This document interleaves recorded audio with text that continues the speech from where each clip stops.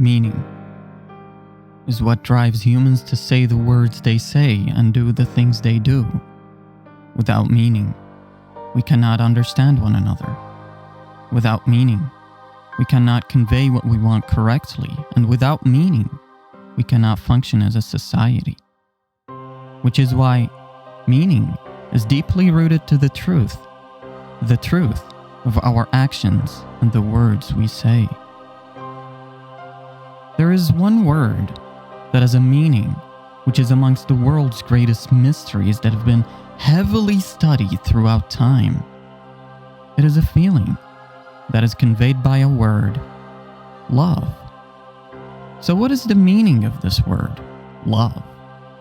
Things that cannot be measured empirically are by no means self-evident, but there have been many attempts from numerous fields of study to understand this feeling, one of which is the psychological.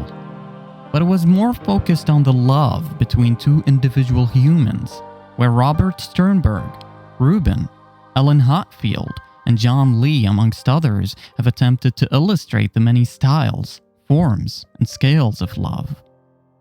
Although I have many comments on those theories, my main comment would be that none of them give a comprehensive meaning to this feeling. If we take, for example, Robert's triangular theory of love, he claims that love is broken into three parts, which are intimacy, passion, and commitment, where these idioms have special characteristics and meaning. Intimacy is characterized by closeness, sharing, and support in a loving relationship. Passion is characterized by physical attraction, sexual consummation, and euphoria. He believes that passion is the feeling or aspect that drives one to do romance. And finally, commitment, which basically means that one is loyal to the other in a long-term relationship and vice versa.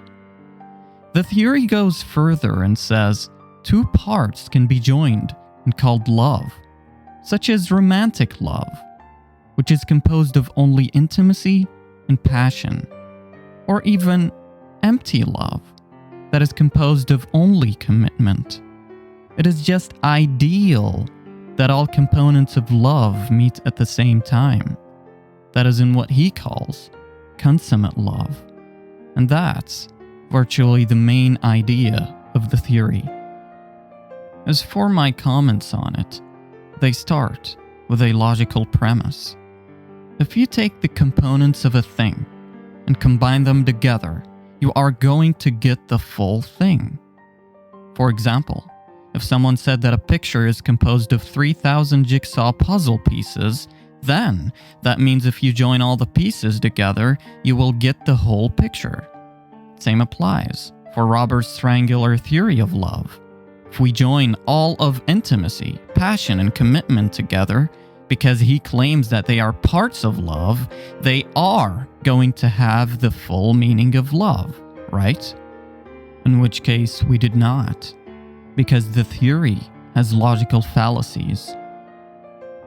First, when he said that two or even one part of love can be called love, that basically means that part of a whole can encompass the whole, which is false. The second is in his definition of the intimacy component, and I quote, "Intimacy refers to feelings of closeness, connectedness, and bondedness in loving relationships." End quote. Focus on when he said, in a loving relationship, or in some cases, feeling loved in some of the definitions. Where the fallacy lies in the idea of saying that a thing happened before it happened, which is false. It's like saying a carrot is a component of a salad, but within the carrot, there is a whole salad. What the theory should have done is have a better solid understanding of those concepts and then project those understandings to the whole theory. It is only then that they will only become styles of love. Although these were good attempts, and had positive results, utility, and improvements, they have failed, giving a solid crystal idea of knowing the essence of love. And when I say love, I mean love by its full comprehensive meaning. So what is it?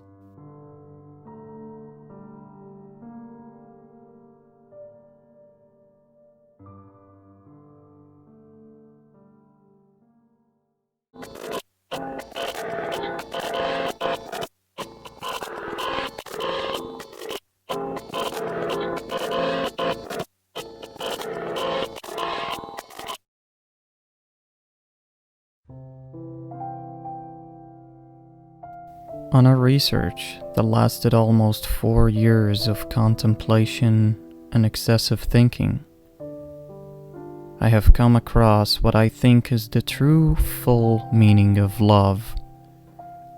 The essence of love is the existential relationship between the supplement and the complemented. For example, if you are hungry, you will be searching for food. That would be your goal, especially when you are starving. Everything around you suddenly becomes low resolution and food becomes high resolution. Your senses become oriented towards that goal to the point that you may imagine things that are not food as food. This is because you are complemented by that supplement. You have love for what's in this case, food. If you are thirsty, you will search for water, and so on and so forth. Make no mistake about it. Humans have created many idioms to express love in certain degrees. For example, passion, liking, compassion are words that express certain degrees of love. However, in essence, they have no difference. They are but shapes, forms, and degrees of love. Now, some of you may have come to the conclusion that because humans created many words for love, that they love many things. But despite that belief, humans love but only one thing. How so, you may ask, and you have the right to wonder. Humans have love for one another, humans have love for food, authority, fame, beauty, and etc. That's true. But all of what is mentioned is under the light of only one love. What is that love, you might ask? It is the love of perfection. Where there is no love after nor before, and everything that is done, every behavior is a means to achieve perfection. Food, air, water, sleep are supplements to the complemented to attain perfection. It is the central goal that cannot be replaced by anything else. All of the other goals, both short-term and long-term, serve this goal of goals. Now, the central problem that I claim is the root of all of the world's problems is the conception of perfection. Unfortunately, more often than not, people don't really understand perfection. And when you don't understand an idea, you won't exactly know where to look for it, especially when you are desperate to find it. It's like a starving lost person in a dark forest. They will eat anything they believe is food, while in reality it could very well be a deadly poison.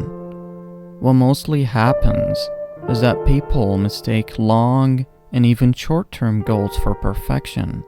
Both cases are bad, but one is worse than the other. And that's when it's short-term, it is impulsive and extremely dangerous. When comparing the two, however, most people mistake the long-term goals for perfection. But let's back up and elaborate on the meaning of a goal. A goal is a thing by which desired results are produced when reached or attained. And to clarify on what is meant by goal of goals, It is a goal that, if reached, will award them with perfection. And as mentioned, perfection is the ultimate desired result. So, why are those short and long-term goals bad? Well, it is simply attributed to the reason that they are put in a place that they don't belong. They are put in the place of perfection. Sadly, this happens more than one might imagine. Way more. So let's examine everything step by step. First, let us have some examples. What are those false goals? Well, they are the used terms of happiness, freedom, health, equality, wealth, among others. Now, why are these bad? To answer, while they are not intrinsically bad, they become bad when placed wrongly. It's like giving chocolate to someone with brittle diabetes, or to put it more accurately, it's like removing the sun and putting a pebble instead. All planets will drift off and rail into the darkness of space. Chaos will emerge. When these false goals are reached, they don't stay forever. They come and they go. Let's take happiness, for example. Happiness is one of the most misplaced false goals people dream of achieving. Happiness does not last forever in this world. Happiness comes and goes. It ascends upon you when you are approaching your goal or have reached it, as positive emotions orient you towards the goal and increase as a function of proximity to the goal. However, it dissolves quickly, especially when it's short term, because their false perfection has been achieved. But something is still missing. And if people don't have something that sustains the place of perfection, they themselves will collapse and feel the shattering emptiness and desperation, because their goal of goals, similar to the sun example, the core of their being, their only love, shattered. Which is why most look for another long-term goal and another to keep them busy. It's Sisyphus. Those who associate their meaning to happiness are destined to be doomed.